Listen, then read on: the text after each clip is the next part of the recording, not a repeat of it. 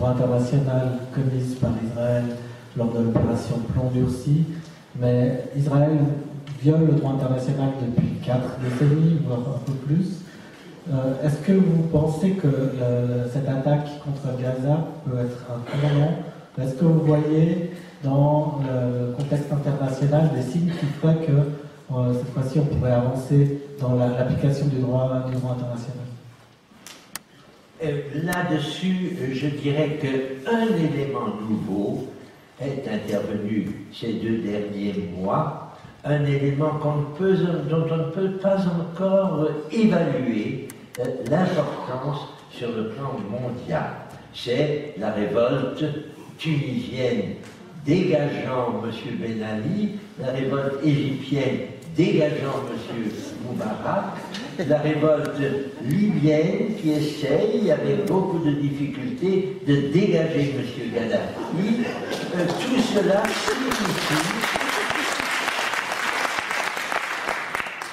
Tout cela signifie qu'un souffle nouveau est en train d'animer le sud de la Méditerranée, très proche par conséquent de ces pays dont nous parlons. La Palestine est contiguë avec l'Égypte, c'est même par l'Égypte que nous sommes passés la dernière fois, ma femme et moi, pour aller à Gaza.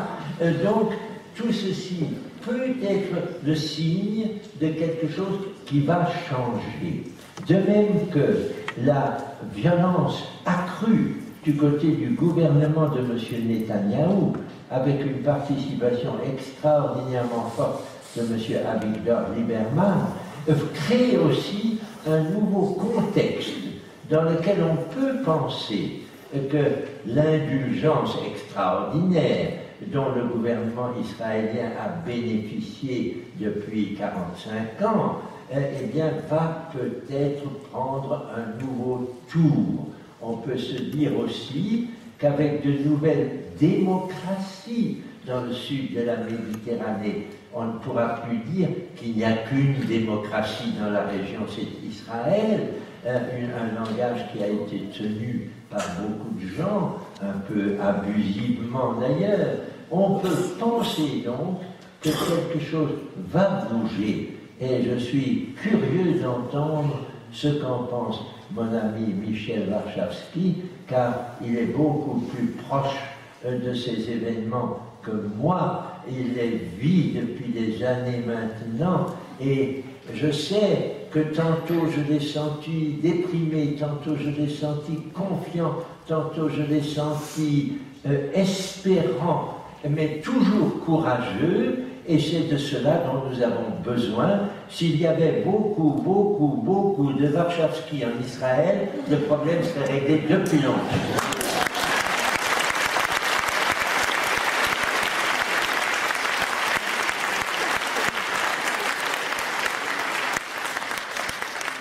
Alors, tout naturellement, je me tourne vers la droite pour demander la réaction de Michel.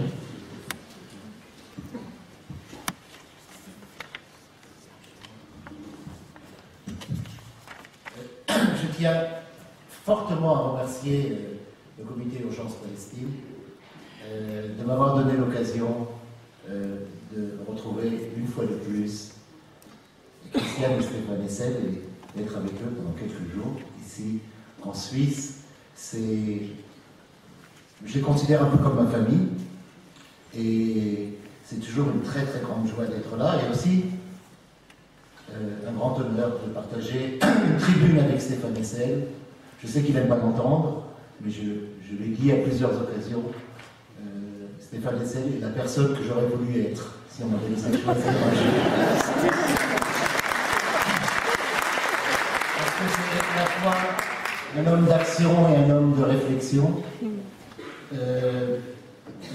Un homme plein d'expérience. Il est à mes yeux la conscience du XXe siècle, mais aussi le plus jeune d'entre nous.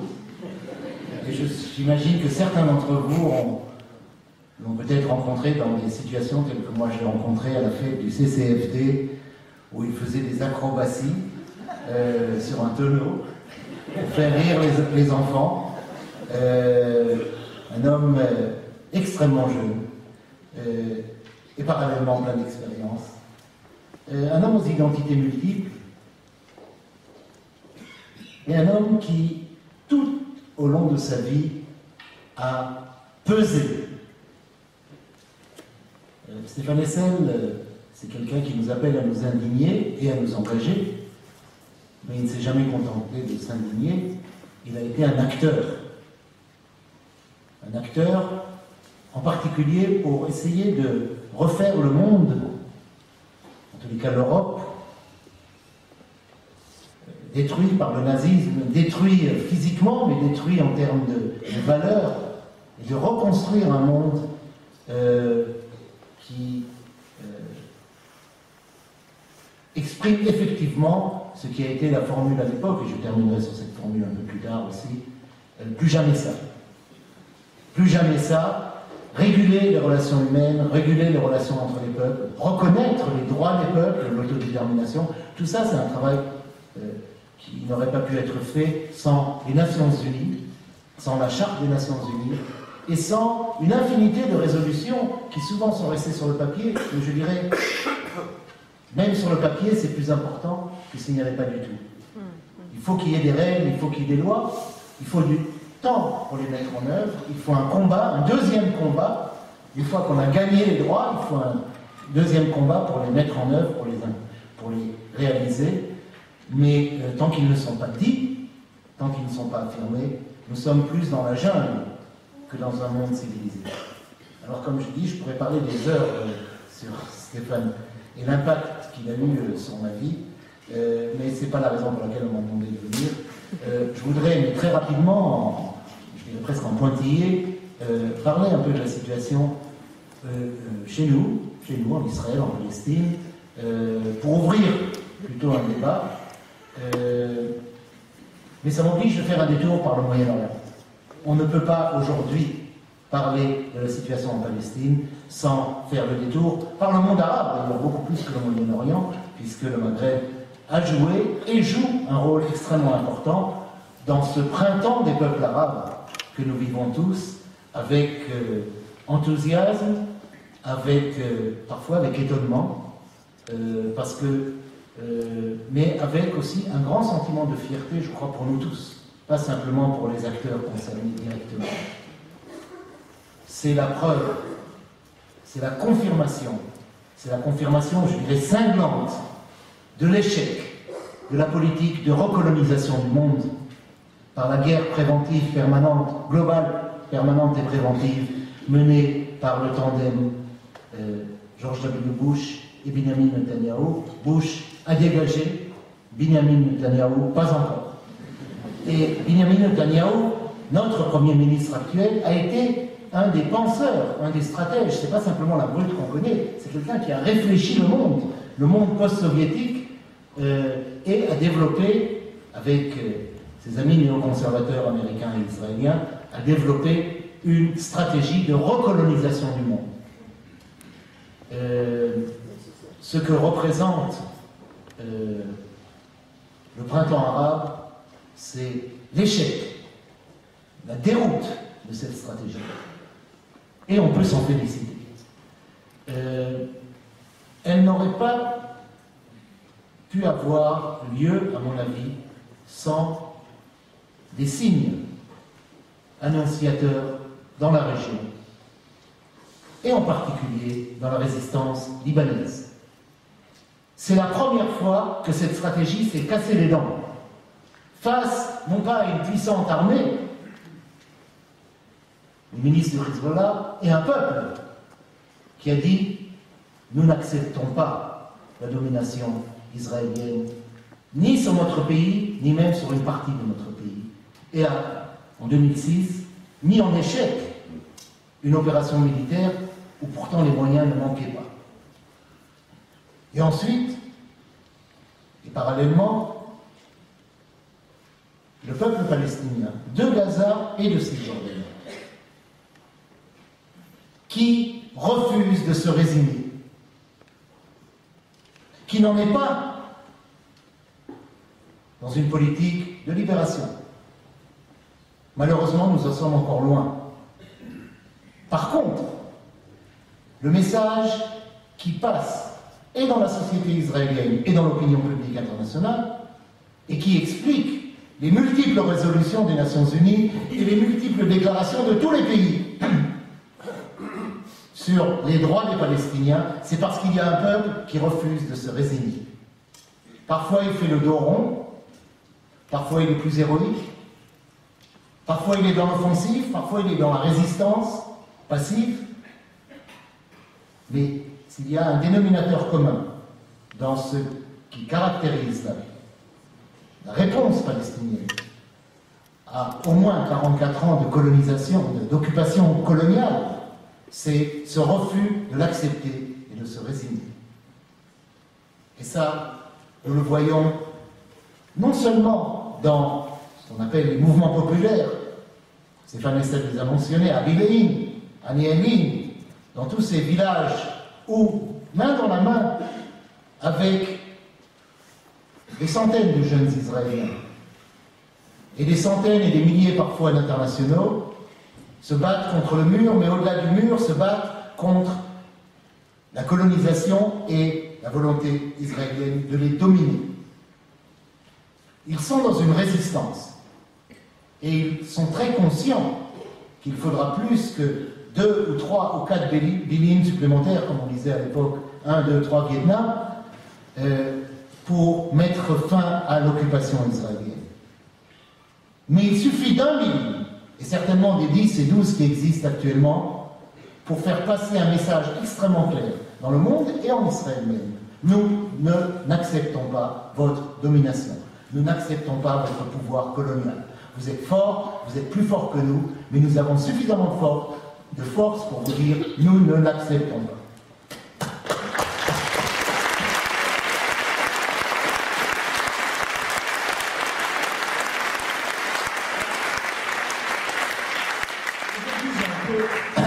Pas seulement aujourd'hui, mais il m'arrive d'avoir honte d'être israélien. J'ai eu très honte d'être israélien lors de l'opération Plomb Durci.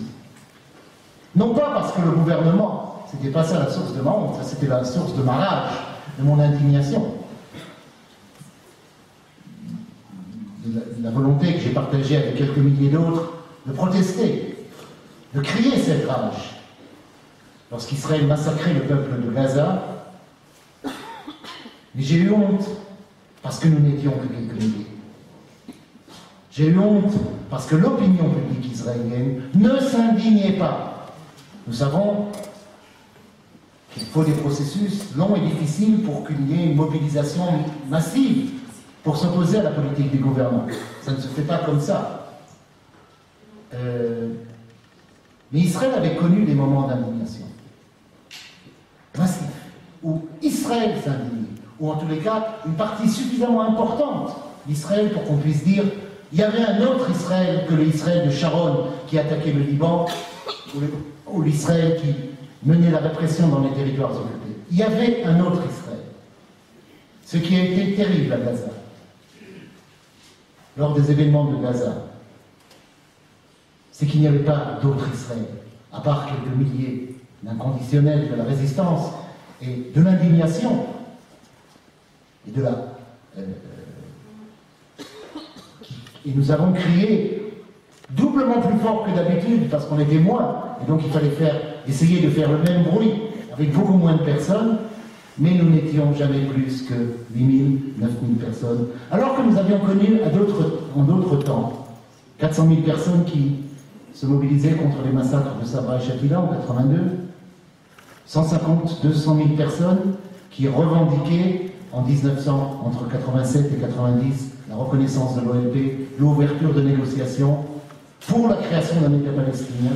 Il y avait un mouvement d'opinion en Israël. Une partie de la population, à un moment même majoritaire. En tous les cas, une forte minorité, alors qu'aujourd'hui nous étions redevenus un mouvement de protestation marginal. Et ça reflétait l'absence d'indignation face à ce qui se faisait à Gaza. Et je vous avoue que jusqu'à aujourd'hui, je ne comprends pas pourquoi. Jusqu'à aujourd'hui, et je m'interroge avec mes amis, on s'interroge sur cette question, qu'est-ce qui s'est passé dans notre société? pour que cette capacité de s'indigner, pas de se révolter, pas de se soulever, mais au moins de dire c'est pas joli ce qu'on fait là, c'est vraiment pas beau, ça ne se fait pas. Et on l'avait entendu dans les années 80, et on l'avait entendu dans les années 90. Et tout d'un coup on l'entend. Je payerai très cher si quelqu'un me donnait la réponse. C'est une réflexion que nous avons aujourd'hui en Israël. Qu'est-ce qui s'est passé dans cette société, dans notre société, pour que cette capacité d'indignation disparaisse, ou en tous les cas se fasse silencieuse? Une des raisons, c'est que tout va bien. Eh oui, tout va bien. Si dans le passé, nous avons eu des mobilisations de masse contre la politique de guerre, contre la politique coloniale, c'est parce qu'il y avait un prix à payer. Un prix économique parfois, un prix en vie humaine, comme c'était le cas de la guerre du Liban, 82-85, un prix en vie humaine, comme c'était le cas avec les attentats, qui provoquaient une réaction israélienne. Ça ne peut pas continuer comme ça. Qu'est-ce qu'on va faire? Des réactions d'ailleurs dans des sens différents. Il faut une politique plus dure. D'autres disaient non, au contraire. Par la force, on n'y arrivera pas. Il va falloir négocier et trouver un compromis. Donc, le prix économique, le prix en vie humaine, et le prix surtout en termes de positionnement international. Le prix en termes de sentiment d'isolation. Que même nos amis proches, les collègues universitaires, les industriels, que les industriels israéliens rencontraient dans des foires et dans des rencontres, leur disaient: j'ai vu à la télévision ce que vous avez fait à Jenin, c'est pas très joli ça. Et ça crée un malaise.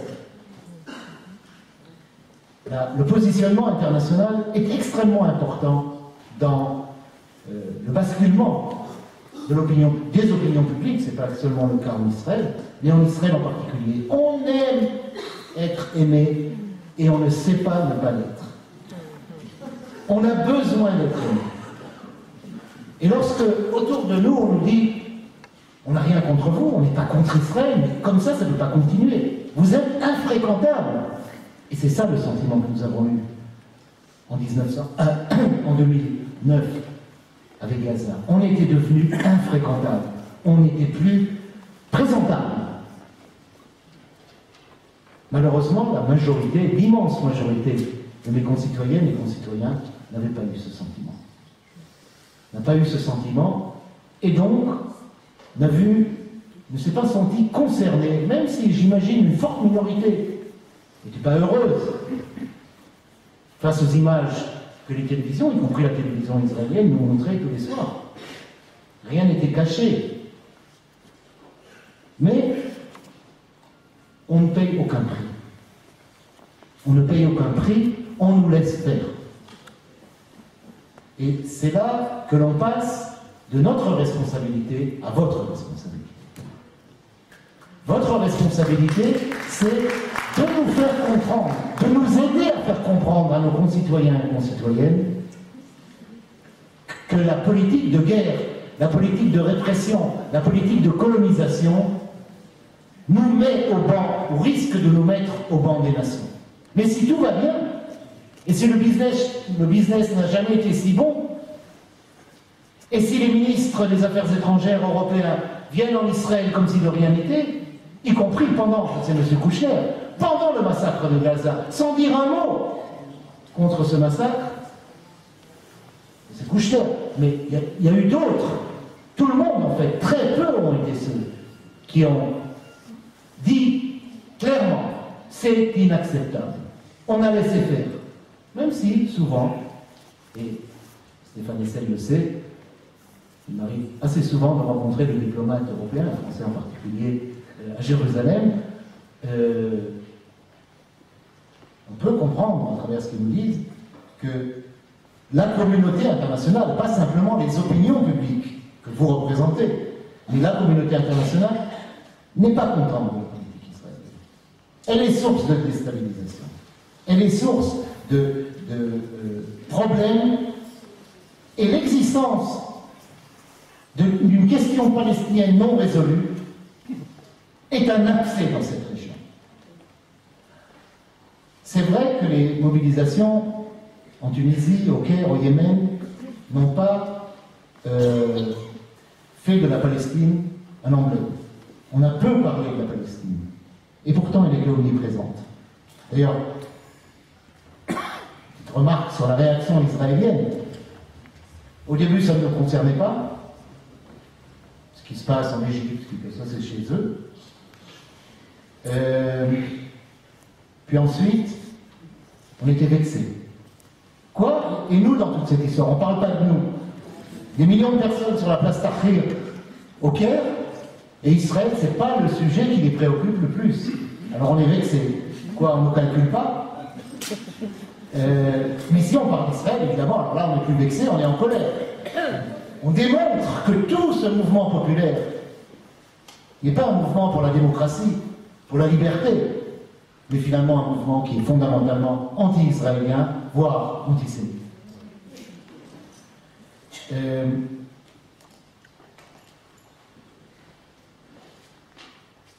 Je suis préoccupé. Après la première réaction de nos dirigeants, qui était d'abord la surprise, puis une certaine indifférence, puis un certain regard de haut, puis un regret quand même que nos bons amis comme Moubarak devaient quitter la scène. Je ne peux pas ne pas citer une intervention divine de la justice immanente, puisque le ministre travailliste Ben Eliezer, qui a été longtemps interviewé au début des mobilisations en Égypte, mais Moubarak était encore au pouvoir, longtemps interviewé tous les jours, quasiment le matin, le midi et soir, à la radio, à la télévision, parce qu'il est connu pour être le politicien israélien qui a fait le plus d'heures Moubarak, qui est souvent, comme il est en plus arabophone, et qu'il n'est pas trop malin, et qu'on n'a pas tellement de choses à le faire gérer dans le gouvernement, alors on l'envoie pour les rencontres de politesse. À tel point, d'ailleurs, dit la presse israélienne, que pendant la crise, il téléphonait tout le temps à Moubarak, dites-lui d'arrêter, j'ai d'autres choses à faire. Mais ce même Ben Eliezer, au début de la crise, ne cessait de répéter à la radio, et je l'ai entendu de mes propres oreilles plusieurs fois, mais pourquoi il ne tire pas? Mais pourquoi il ne tire pas? Mais pourquoi il ne tire pas? Ça, c'est la politique, la réponse israélienne. Il n'y a qu'une façon de traiter les questions du peuple. Avec les gouvernements, on peut négocier, on peut faire la guerre, on peut faire la paix. Mais avec les peuples ne sont pas un acteur, ne sont pas supposés être un acteur.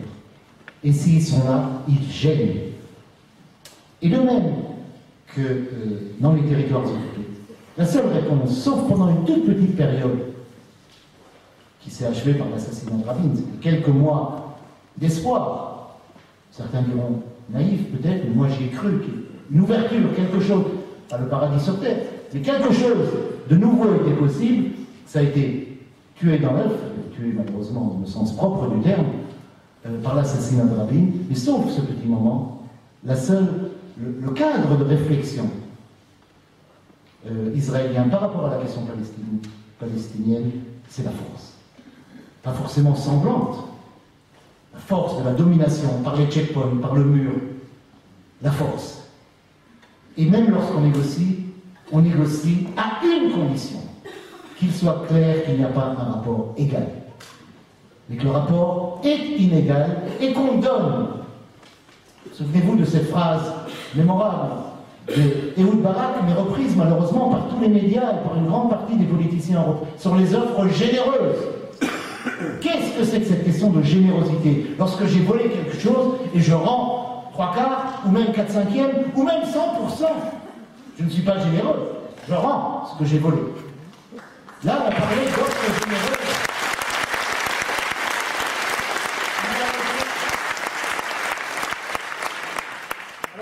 Israël est effectivement le pays où on ne participe pas du tout à la joie, à parfois même une certaine euphorie qu'on rencontre dans la région, mais pas seulement dans la région.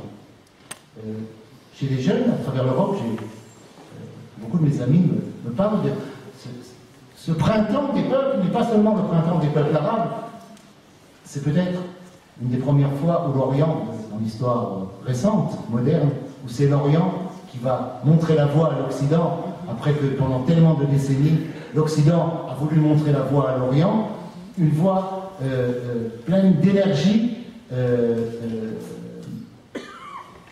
et sans violence, ou avec très peu de violence de la part du mouvement populaire.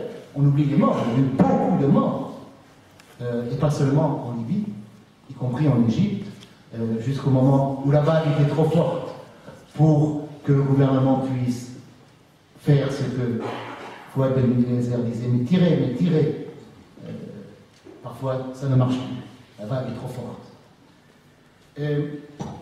Alors, je disais, en Israël, on n'a pas compris, on est gêné, on est préoccupé. J'ajouterais que du côté palestinien aussi. Il n'y a pas eu, c'est le seul endroit du monde arabe où il y a eu très peu de mobilisation de masse, quasiment pas, pour exprimer la solidarité. Elle existe, elle est là.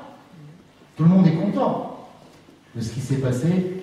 Je ne crois pas que Hosni Moubarak était quelqu'un de très populaire dans l'opinion publique israélienne, et il y a une grande sympathie, mais il y a eu très peu de mobilisation. Et une des raisons, et ça je le dis à mes amis palestiniens qui sont gênés et déçus, il n'y a que chez nous que ça ne bouge pas, ça bouge partout, de la Tunisie jusqu'au Yémen, et chez nous tout est calme. Ils ont face à eux une armée d'occupation qui, elle, n'hésitera pas à tirer. Pour qui les conseils que voulait donner Fouad Ben Eliezer à son ami Moubarak sont une politique. On n'a pas besoin de Fouad Ben Eliezer de dire à un colonel que s'il y a une manifestation à Ramallah, on tire. Les risques sont beaucoup plus grands que eux. Ils sont soumis à une armée coloniale d'occupation. Et donc, ne soyons pas orgueilleux lorsqu'on parle de la passivité palestinienne, et je l'ai entendu ici en Europe. Ils ont face à eux des problèmes et une réalité qui n'est pas la même que celle qui existe, même lorsqu'ils sont sous des dictatures. Ils sont dans leur pays, avec des dirigeants qui sont de leur société, même s'ils usurpent le pouvoir. Les Palestiniens se trouvent sous une domination étrangère, coloniale, et le rapport est là fondamentalement différent. Et mon dernier point,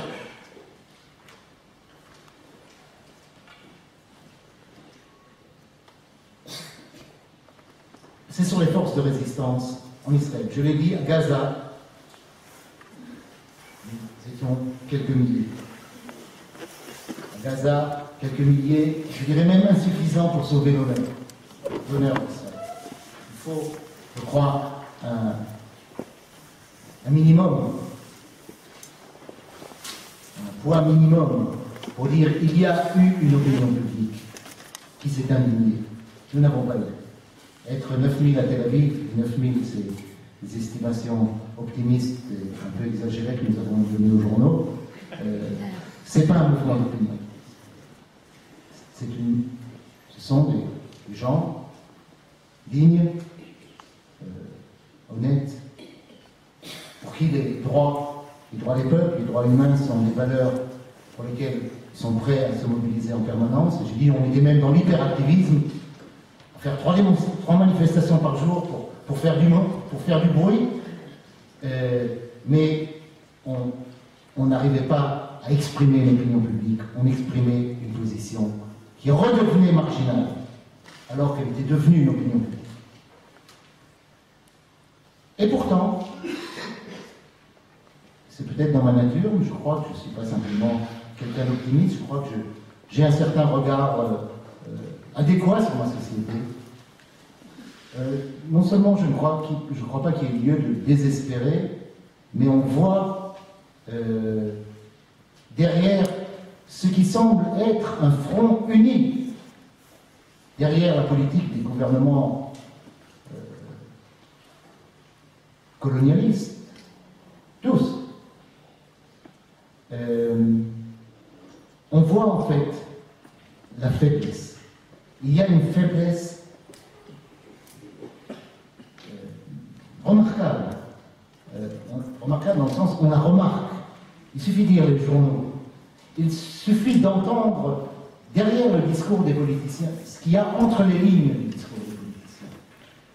Et s'il y a quelque chose d'extraordinaire, c'est que ce printemps arabe, s'il n'a pas été compris, et s'il n'est toujours pas compris par nos dirigeants, nos commentateurs, qui sont toujours en avance, c'est pour ça que la presse israélienne est intéressante, nos commentateurs, eux, avertissent, alertent les dirigeants politiques. Le monde dans lequel nous agissons, comme État, comme armée, comme gouvernement, ce monde-là a changé. Nous ne sommes plus et nous n'arriverons plus à vendre cet oxymore qui est Israël, État juif et démocratique, ou pire encore, Israël, la seule démocratie au Moyen-Orient. C'est un discours qui est dépassé par la réalité. Même les meilleurs amis d'Israël, sauf quelques inconditionnels au CRIF en France, mais même les meilleurs amis d'Israël ne peuvent plus utiliser cette carte. Alors soit on est dans la course en avant, pour tenter de redéstabiliser et recréer des tensions par le seul outil qu'Israël connaisse, c'est la guerre, soit nous nous devons de faire un tournant radical. Et cet appel à un repositionnement de fond de la politique israélienne, nous l'entendons aujourd'hui, ces dernières semaines, comme jamais nous l'avons entendu dans les 40 dernières années. Ça, c'est le cadeau. On n'a pas parlé d'Israël sur la place Tahrir, ou très peu. Mais il y a un grand cadeau qu'il donne à la société israélienne. Ressaisissez-vous.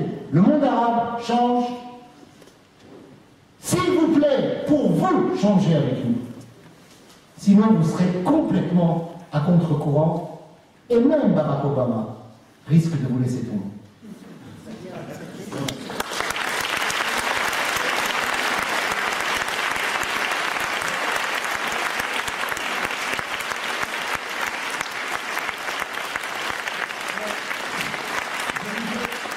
Je disais que je suis préoccupé parce que lorsque ça bouge,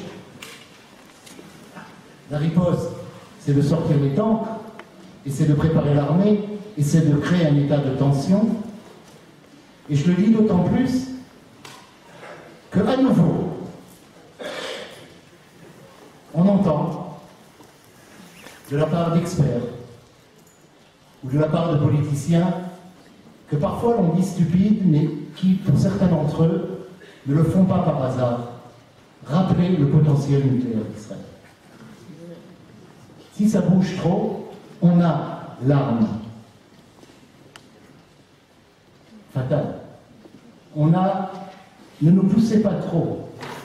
En ce sens-là, il y a un lien entre cette menace et cette phrase qui était celle de notre ministre des Affaires étrangères pendant le massacre de Gaza, Tzipi Livni, qui est considéré comme modéré de la politique israélienne, comparé au gouvernement actuel. Tzipi Livni du Kadima avait dit « Nous avons montré au monde entier que nous sommes capables de péter les plombs. » Et c'était une stratégie. Péter les plombs, c'est-à-dire on est capable de casser la baraque. Ne nous poussez pas trop à bout. Ne nous menacez pas trop. Et en dernière analyse, il nous reste ce qu'on appelle officiellement en Israël le plan Masada. Ou le plan Masada, ou le syndrome de Samson, ça a plein de noms, à savoir, on fait tout sauter, nous avec, mais il y aura pas, on ne sera pas les vaincus. Ou tout le monde perdra, ou vous nous laissez gagner notre place. La question du nucléaire en Israël redevient, il est épisodiquement, un élément du discours. Et c'est un élément qui est une menace, mais une menace qu'il faut prendre au sérieux. Et c'est pourquoi, si nous avons dit la suite de Stéphane Hessel après la guerre, après les horreurs du nazisme, plus jamais Auschwitz, plus jamais Buchenwald, nous devons dire plus jamais Hiroshima. Dans ce sens-là, je suis fier, honoré d'appeler ici à cette tribune nos amis qui viennent d'Hiroshima et nous faire partager cette demande, plus jamais Hiroshima.